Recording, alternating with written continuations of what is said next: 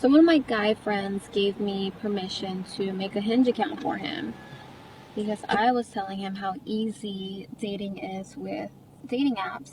And he was telling me that it's incredibly difficult. And I was like, Pete, you must be doing something wrong. But I'm so desperate, I'm liking the twos and the threes, and even they won't like me back, Pete. What is going on? It is so difficult dating as a boy. I hate it. I'm on day 3 of being a boy, and I hate women, and I'm more depressed than ever. She thought men were having it easy on dating apps until she decided to help her friend by creating an account on his behalf. She wasn't ready for the outcomes of this experiment. If you're a guy and you're having a really hard time securing a date with a girl on one of the dating apps, if you're doing this one thing, it might be the reason why you're not getting any dates. This is coming from a girl perspective, okay? Okay, so when you're using the dating apps, just in general, you have to be a little bit cautious and safe, right? Because you're literally meeting a stranger in public or maybe in a private place, like however you set things up. But from a girl perspective, we like to be very, very, very safe going into the date. And so meeting up with a random stranger, like we're taking a lot of precautions. When I was hardcore dating a couple years back, I would always make sure the date was in a public setting. Why? Because it made me feel comfortable. Like if anything went wrong or just like, if the guy tried to do something weird and crazy, there'd always be people around. So I was safe. I also lived in Chicago, so I'd always meet the guy at the restaurant or like wherever we were having the date. And I would never let him drive me on the first date. I've set up dates after a quick burst of talking on a night and gotten their number and then been ghosted 3 times. Am I asking too soon? My biggest problem is 99% of my matches just don't respond. Last time I actually had a back and forth, we made plans and she didn't show up. Step 1. Be tall and handsome, as that's the bare minimum nowadays. I'm a 3 on Hinge and a 7 in person. I like her initiative and perspective, but her advice seems tailored for those who have already caught her attention and secured a date. Most of us don't even get a response, let alone discuss where to go for the actual date. The real challenge many guys face is meeting the standards set by modern women for what they consider attractive and on their level. Since they view themselves as a 10, they're only interested in guys in that category, leaving most of us out of the equation, and this isn't something we can change. Until they realize that dating an average man is not settling, the dating scene will be facing the same challenge. She wanted to prove to her friend that he was doing something wrong, and that's why he wasn't successful on dating apps. So she decided to create and manage an account on his behalf, and the result of that experience left her speechless. So one of my guy friends gave me permission to make a Hinge account for him because I was telling him how easy dating is with dating apps. And he was telling me that it's incredibly difficult. And I was like, Pete, you must be doing something wrong. And he gave me permission to create an account for him and just run the account.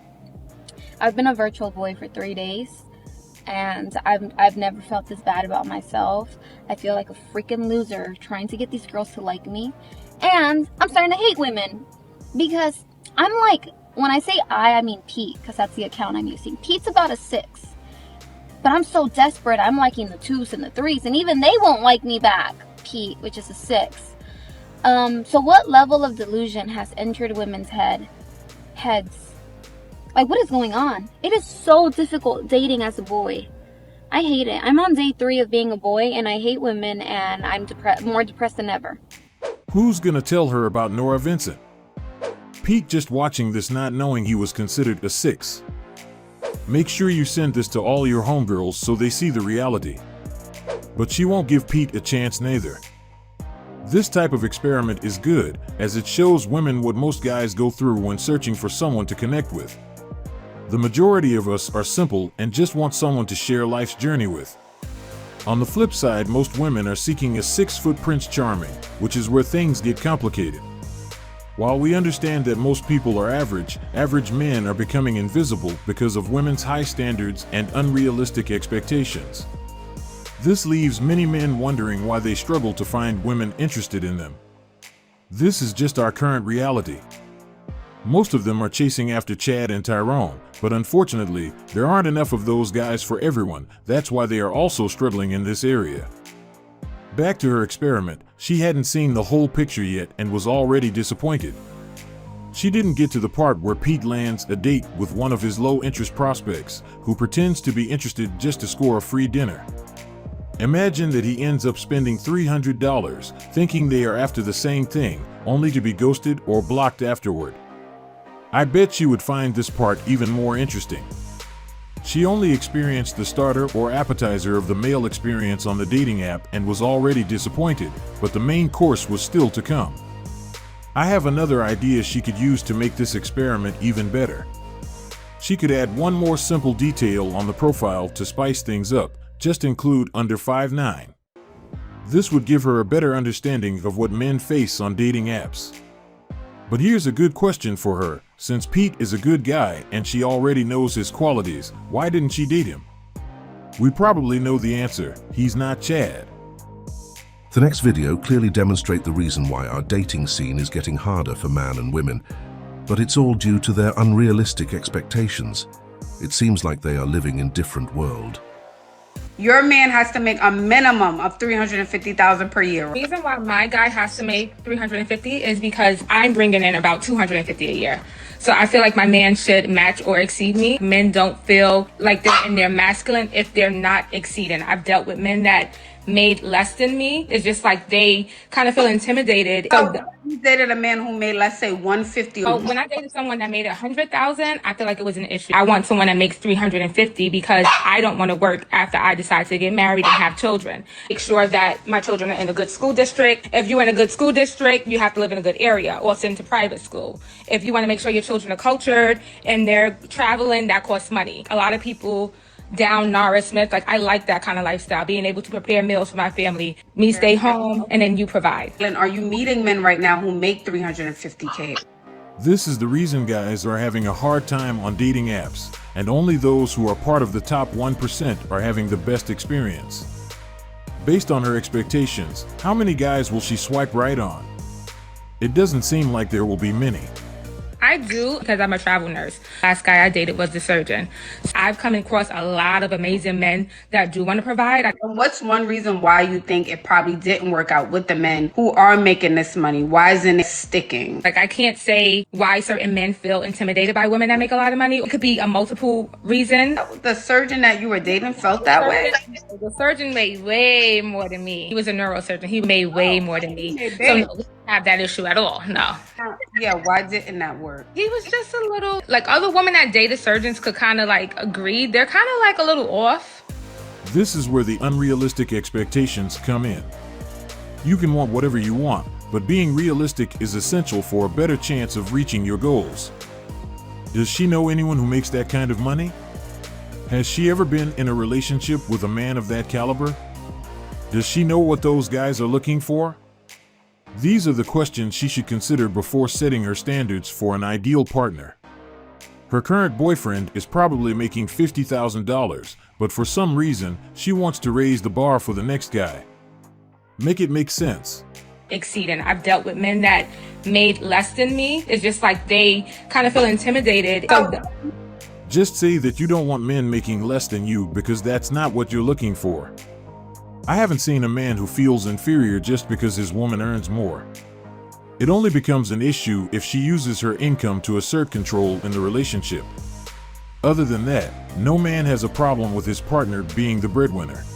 I want someone that makes $350 because I don't want to work after I decide to get married and have children. She finally admitted the real reason she wants a man who makes that kind of money. She doesn't want to work and wants someone to sponsor her lifestyle. That's what she should have said from the beginning, instead of claiming that men are intimidated because she earns more.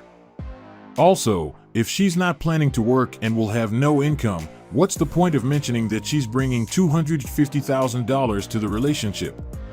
She just needs to be honest with herself.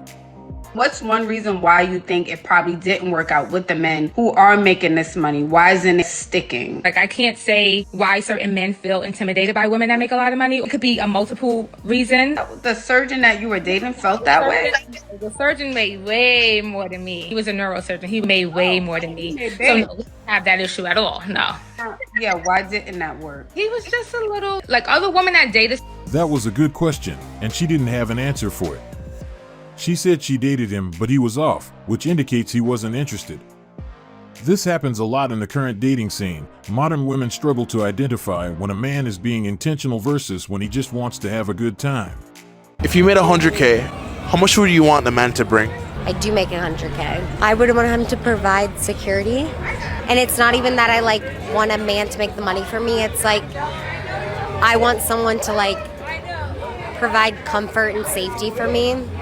Do you believe a man who's making 40K a year can bring those things to you?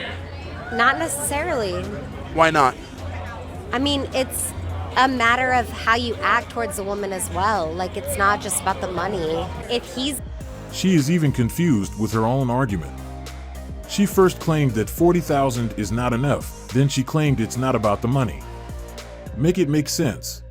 Making money and he's confident and he's comfortable and we are both comfortable in our relationship and where we're making money, that's where it's at. 35K working at Walmart. No. 65K working at Apple. I'll change that to you got to be making over 100 because how are you going to support our family with less than 100? Then she's going to be the first to complain that she can't find a partner. How can you find men when you are directly excluding a large percentage of candidates just because they are not making a certain amount of money? This is a good recipe to lose a great prospect, a man who can be a good husband and father. They are invisible because they were hidden under their unrealistic expectations. You got to be making over 100 because how are you going to support our family with less than 100? It will be done like many other families are doing. Besides this point, why will he be the only one supporting the family when she also has income? The last time I checked, she claimed that she was making $100,000, so if they joined both incomes, they would have $170,000, which is a good amount. But based on her calculations, it seems like her money doesn't count. That's where the main disconnect comes from. They are going into the dating scene with unrealistic expectations and then complain when they don't find what they are looking for. This is also one of the reasons most of them claim they are settling, because when reality comes to their door, they will have to get with an average guy, someone who doesn't make as much. Then they feel like they are dating below their standard, not realizing that they were targeting the wrong weight class from the start. We came to the end of our video and we hope you like it. We will be back tomorrow with another great content.